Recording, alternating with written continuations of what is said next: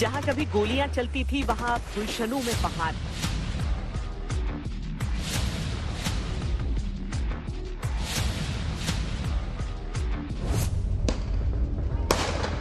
जहां कभी पत्थर चलते थे वहां मेहमान नवाजी में फूलों की कालीन बिछी। एक वो कश्मीर था, एक ये कश्मीर।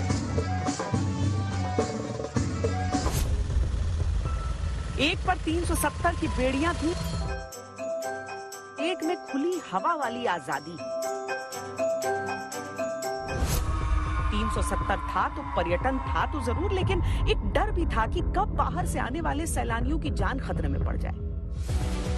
लेकिन 370 हटने के बाद पर्यटन के क्षेत्र में कश्मीर में बड़े बदलाव हुए।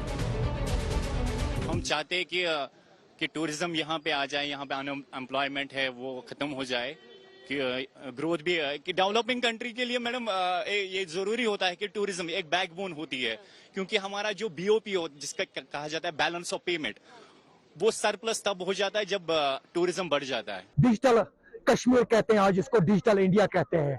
डिजिटल बना दिया है ये सरकार ने। हम इस सरकार से बढ़िया ही खुश है, बहुत ही शुक्रगुजार है ये सरकार के।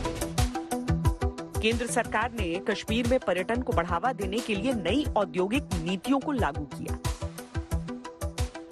फिल्मों की शूटिंग के लिए नई पॉलिसी बनाई, होम स्टे और हाउस बोट के लिए अलग से नीतियां बनाई ताकि ज्यादा से ज्यादा सैलानी इनका मजा ले सके। 2022 में 1 करोड़ 88 लाख टूरिस्ट कश्मीर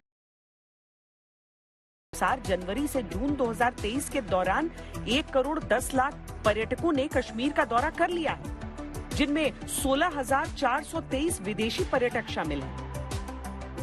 G20 सम्मेलन होने की वजह से दुनिया के नक्शे पर कश्मीर का मान बढ़ा है।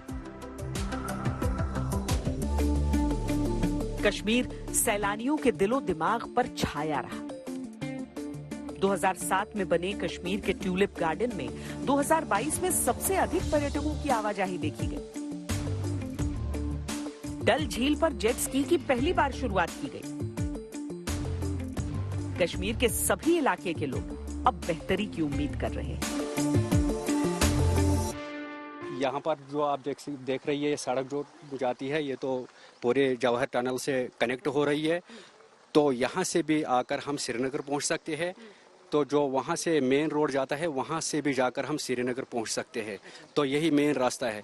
तो अब चूँकि आप लोगों को पता है कि जो 4 वे बना है, तो अब ज़्यादातर वही रास्ता इस्तेमाल किया जाता है।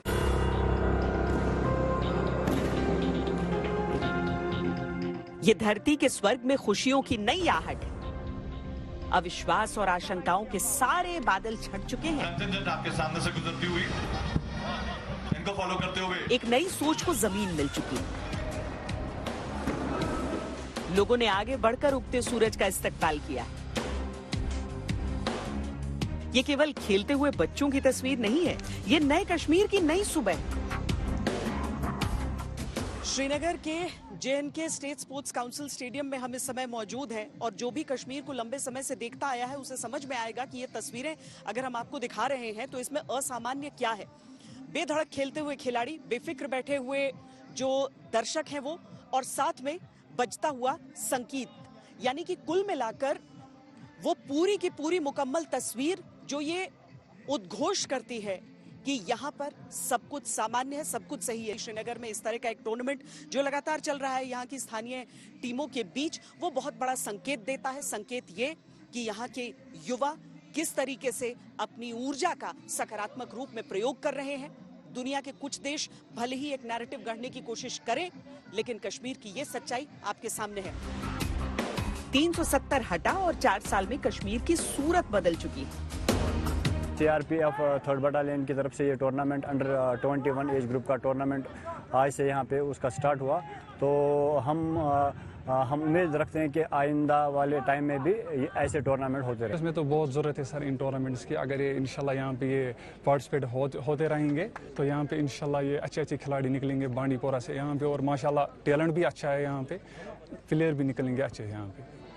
अब कश्मीर में खेलो इंडिया विंटर गेम्स का आयोजन होता है। हर साल खिलाड़ियों की संख्या में बढ़ोतरी हो रही है। देश भर से पिछले साल 1500 से ज्यादा खिलाड़ी इन खेलों में हिस्सा लेने पहुंचे थे। अब खेल स्कूलों में शिक्षा का अहम हिस्सा हो गया है। कश्मीर में पंचायत स्तर पर खेलों को बढ़ावा दिया जा रहा है। लड़कों के साथ साथ लड़कियां भी खेलों में बराबर हिस्सा ले रही हैं।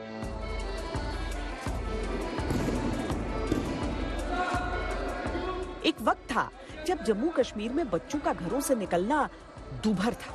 लड़कियों के लिए कराटे सीखना या सिखाना तो जैसे एक अधूरा ख्वाब था, लेकिन मजबूत इच्छा शक्ति, ठोस तैयारी ने इसे मुमकिन बना दिया।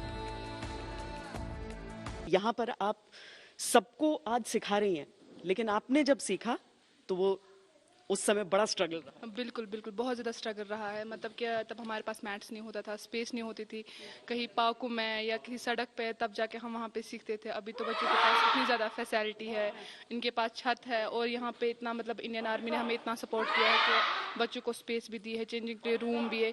तब ये होता था घर से ही निकलना था वैसे ही।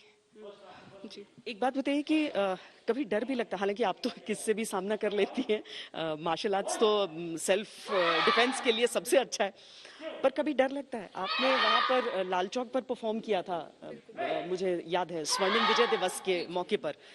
मन में ये आया था या ये आया था कि हम देश का हिस्सा हैं और हम कर रहे हैं? बेसिकली मैं डाउनटाउन से ही बिलोंग करती हूँ, तो ये है कि मतलब लोगों की बातें होती है डाउनटाउन में, ऐसी तो गर्ल्स बाहर नहीं निकल सकती, बट ये प्राउड था कि मुझे इंडिया के लिए मेडल लाना है। इन खेलों ने लोगों को जोड़ा है। 4 साल पहले जिस स्टेडियम में सन्नाटा नजर आता था, वहां अब खिलाड़ी खेलते हुए नजर आते हैं। बॉल को वापस लाए, बैक पास दिया अपने खिलाड़ी को, खेलने की कोशिश कर रहा है, खूबसूरती के साथ आगे बढ़ते हुए। खेलों के साथ साथ शिक्षा में भी कश्मीर आगे बढ़ रहा है। 2000 करोड़ की लागत से जम्मू कश्मीर में एम्स की स्थापना हो रही है। IIT और IIM जैसे संस्थानों के सेंटर खुल चुके हैं। डिग्री कॉलेज की संख्या 96 से बढ़कर 147 हो गई है। 16,260 छात्रों के साथ 48 नए कॉलेजों में पढ़ाई शुरू हो गई है। 7 नए मेडिकल कॉलेज, 2 राज्य स्तरीय कैंसर संस्थान और 15 नर्सिंग कॉलेज की 4 सालों में शुरुआत हुई है।